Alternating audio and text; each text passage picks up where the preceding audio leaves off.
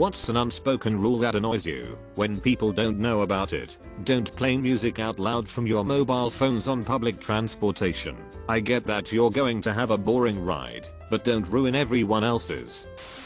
Let people know when you have them on speakerphone, especially when your husband, wife, partner, friend or any other human is within earshot. One of my friends is always driving his mom places, so when we call him, he very often answers through his car's Bluetooth stereo. She's a very strict and nosy lady, and every time he would mention that we are on speaker she would get upset and think he was up to no good.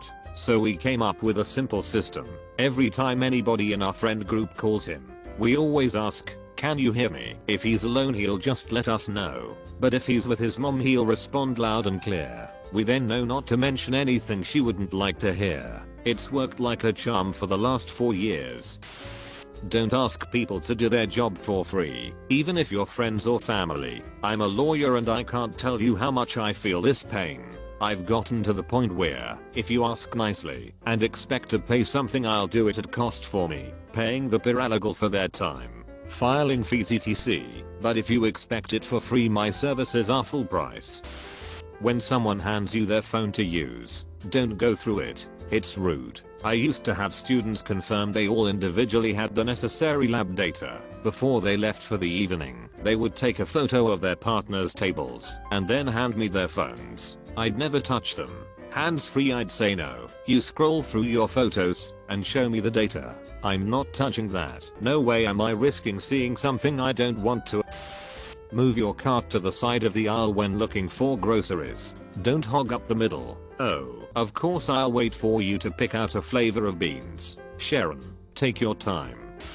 If someone pays for something for you, I'm not talking about as a gift. I just mean we can't split the bill here so I'll pay and you can pay me your half later. I'll buy both of our concert tickets now and you can revel at me for it later. etc.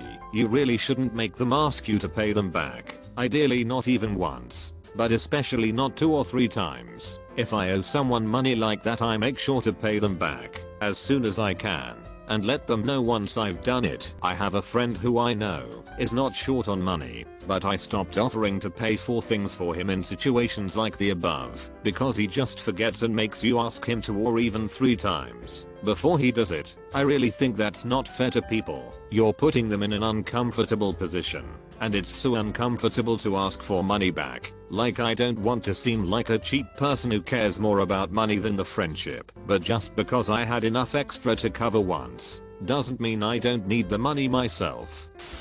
Respect people's right to say no. It's okay to ask someone for something, or to do something, or whatever, but if they say no, don't pester them or guilt trip them. People who pressure their friends are kind of garbage friends. One thing that annoys me is when somebody asks for something, I say no, then they say please. I didn't say no because you were rude enough to not use your manners. I said no because I didn't want to.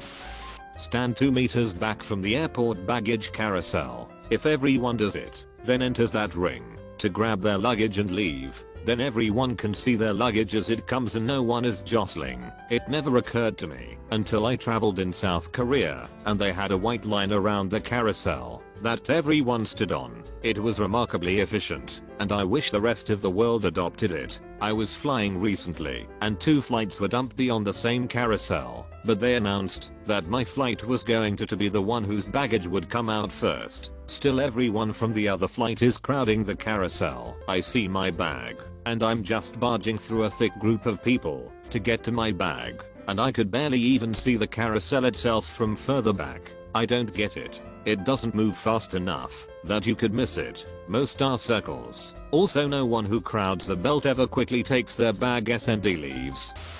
If you see me taking off my headphones to listen and answer your question, then immediately put them on again 5 times. It clearly means that I'm just being polite, not that I'm interested in talking to you. So stop asking me questions. Time for me, 22 years old and female, to tell you all about my worst plane ride ever. It was 5 AM, I was on the aisle seat and a middle-aged dude was seated on the window seat. There was one empty seat between us because COVID. I was exhausted. It was 5 AM and I hadn't slept all night. I was also leaving my family for God knows how long. During takeoff he started talking to me. Just regular small talk which I didn't mind too much. Shortly after that he slept and there came breakfast time. At that moment I did the worst thing I could possibly do. I woke him up. From that point, he kept on babbling about God knows what. I was just humming and ahhing. That dude could not take a hint, so I put my earphones on. But he kept talking and calling for attention, so I pretended to sleep and then he slowly started to shut up. I kinda felt sorry because I thought I was a little mean, but I really couldn't take it. He eventually fell back asleep. Then we landed, and I felt like he was doing everything possible to stay close to me. I thought I was overreacting, but still put a few people between us in the line to get out of the plane so that he'll get out first. I even said bye so that he wouldn't approach me again. On my way to the customs, I noticed him waiting for me. Like, come on. Either I'm extremely paranoid and this is normal, or he's just really weird and unaware that what he does is not the norm. I chose that moment to buy my train ticket in hopes that he would give up, but no, he was still there. So I walked really fast on those flat escalator things to pass him. He caught up at the luggage spot. His came before mine, and he was still not going. So I went, I'll be fine, I don't have much, you can go, you'll miss the bus or train. Someone's here to pick me up anyway. And that's when he finally left. I can't tell if it's because of my lie, nobody was there for me, or if it was because I actually asked him to leave. But good God, he was exhausting.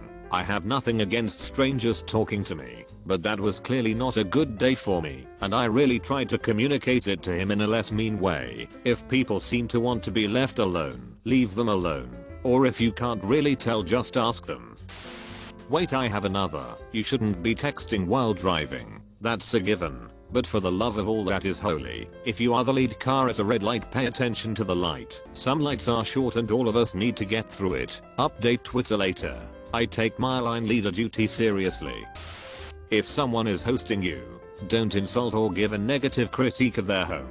Some people have fewer resources than others, only one income to live off of, and have worked very hard to get less, etc. No need to point out home imperfections. That it's common courtesy to say thank you after receiving help or service from someone else, even if they just did their job.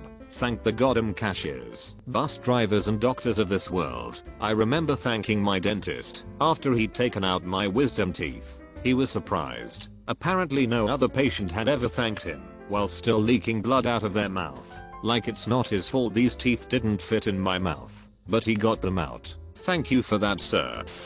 When you're in the elevator with a group of people and get to the bottom and it opens and a handful of people lurch forward to get in. Now we are standing there, face to face in gridlock. During this moment you say to yourself, how long until they realize they are the ones who have to move, or you are not going to get out of the elevator, ever. Then you see a look of surprise sweep over their face, and then they move back. Offer a glass of water to anyone providing physically stressful service at your place. For example, the furniture delivery guy. Lots of people assume that they are just doing their job, but it doesn't mean you forget basic human courtesy. Don't take the last of something without asking. I had gooey butter cookies I brought home when visiting family. I know they're impossible to stop eating, so I guess it's my fault. Offered room at some when I left. Came back and they were all gone. Never even got one.